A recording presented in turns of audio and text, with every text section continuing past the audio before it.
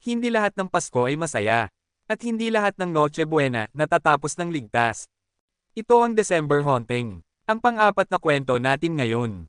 Ang misteryosong pagkawala sa araw ng Noche Buena. December 24. Isang pamilya na may 3 katao sa Laguna ang naghanda para sa Noche Buena.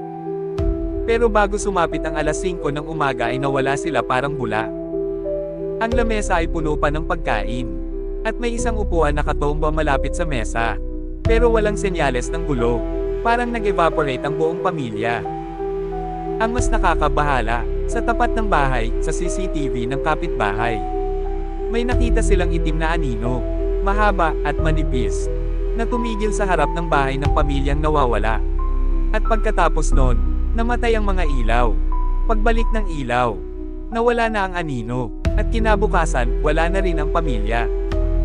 Walang bakas ng paang lumabas, walang fingerprint, walang DNA, para silang kinuha, sabay-sabay.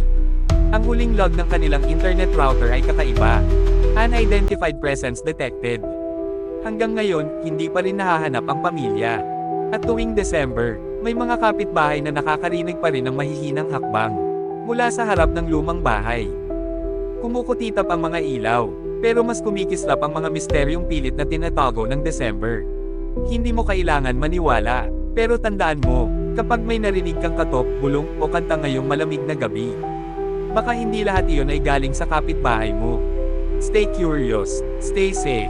This is Dream Nasty Dark Files. Signing off.